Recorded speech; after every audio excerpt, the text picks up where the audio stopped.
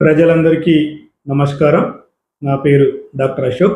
ఈరోజు మనం బీపీ దినోత్సవాన్ని అంటే హైపర్ టెన్షన్ డేను జరుపుకుంటున్న సందర్భంగా బీపీ పైన ప్రజల్లో ఉన్న అపోహలు, దాని మీద అవగాహన కల్పించడానికి ప్రయత్నం చేద్దాము. బీపీ అనగానే మనకు బ్లడ్ ప్రెషర్, దాన్నే హైపర్ టెన్షన్, అలాగే అధిక రక్తపోటు అని కూడా అంటూ ఉన్నాం.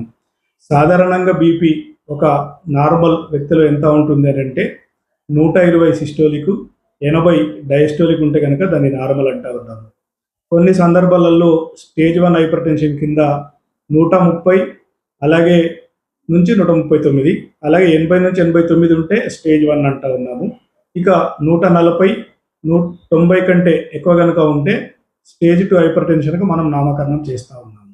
మరి బీపీ ఎందుకు వస్తుంది అని కొద్దిగా పరిశీలిస్తే, ముఖ్యంగా జెనెటికల్లీ ఉండే కారణాల వల్ల రావచ్చు.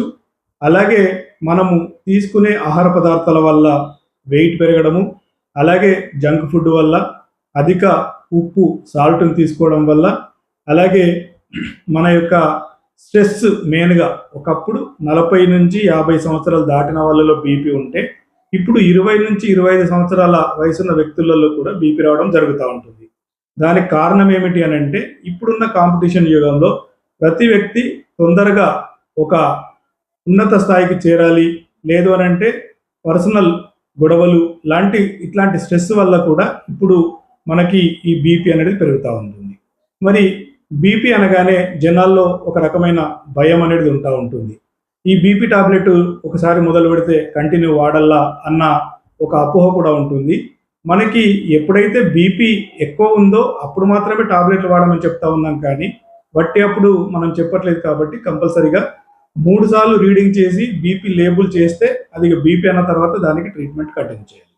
మరి ట్రీట్మెంట్ కంటిన్యూ చేసే కంటే ముందు మనం ప్రజలు చేయాల్సిన ముఖ్యమైన పనులు ఏంటయ్యా అంటే, ఈ బీపీ వల్ల ఏమొస్తుంది అని చూసినప్పుడు మనకి ఈ అధిక రక్తపోటు వల్ల మెదడులో రక్తనాళాలు చిట్లిపోయి బ్రెయిన్ హెమరేజ్ అయ్యి పక్షవాతం వస్తుంది. అలాగే హార్ట్ మీద ఎఫెక్ట్ చూపి హార్ట్ అటాక్ వస్తుంది. అలాగే కళ్ళల్లో ఎఫెక్ట్ చూపించి కళ్ళల్లో కూడా రక్తనాళాలు చిట్లిపోయి సడన్గా కళ్ళు మసకబరడం జరుగుతూ ఉంటుంది. అలాగే కిడ్నీ మీద ఎఫెక్ట్ చూపెట్టి కిడ్నీస్ ఫెయిల్ అయ్యి మనిషి యొక్క ప్రాణాపాయానికి దారితీస్తూ ఉంటుంది. ఇలాంటి 4 మెయిన్ కారణాలు ఉన్నాయి. కాబట్టి బీపీని మనం తప్పకుండా కంట్రోల్లో ఉంచాలి. మరి కంట్రోల్లో ఉంచాలంటే చేయాల్సిన పని ఏమిటి అని అంటే, లైఫ్ స్టైల్ మాడిఫికేషన్ ముఖ్యం. లైఫ్ స్టైల్ మాడిఫికేషన్లో మెయిన్గా ఏంటంటే వ్యాయామం చేయాలి. వ్యాయామము మనము డైలీ 30 నుంచి 45 నిమిషాలు వాకింగ్ కానీ, యోగా కానీ, సైకిల్ తొక్కడం కానీ, ఏదో ఒక రకమైన వ్యాయామం చేయడం 1, సాల్ట్ తగ్గించుకోవడము 2, మూడవది ఆల్కహాల్ తీసుకునే వాళ్ళు ఆల్కహాల్ తగ్గించడము. అలాగే 1 కిలో బరువు తగ్గినాము అని అంటే దాదాపు 3 నుంచి 5 మిల్లీమీటర్లు మెర్క్యూరీ రక్తపోటు తగ్గే అవకాశం ఉంటుంది. కాబట్టి బరువు తగ్గించడం అనేది ఈ 4 కనుక ఫెయిల్ అయితే అప్పుడు ఆటోమేటికల్లీ టాబ్లెట్లు, వివిధ రకాల టాబ్లెట్లు అనేటివి ఉన్నాయి. కాబట్టి ఈ టాబ్లెట్లు అనేటివి కంపల్సరీగా వాడి మనము కంట్రోల్ ఉంచుకోవాలి తప్ప, ప్రజలు ఏదైతే అలవాటు అవుతుందేమో అనే ఒక పదాన్ని మర్చిపోయి అవసరం ఉన్నప్పుడు మనకు బీపీ కంట్రోల్ ఉంటే కూడా మనకు కొన్నిసార్లు బీపీ టాబ్లెట్లు కూడా తగ్గించే అవకాశం ఉంటుంది. కాబట్టి అలాంటి అపోహ పెట్టుకోకుండా ఉంటే మనం పైన చెప్పినట్టుగా ఈ పక్షవాతాలు, ఈ హార్ట్ అటాకు, ఈ కంటి జబ్బులు, కిడ్నీ ఫెయిల్ అయి ప్రాణాపాయం ఉండే పరిస్థితుల నుంచి మనం అధిగమించే అవకాశం ఉంటుంది. కాబట్టి ప్రజలందరూ కూడా ఈ బీపీ పట్ల జాగ్రత్త ఉండాలి. ఈ బీపీకి షుగర్కి కూడా అవినాభావ సంబంధం ఉంటుంది. కాబట్టి బీపీ ఉన్నా షుగర్ వస్తుంది, షుగర్ ఉన్నా బీపీ వస్తుంది.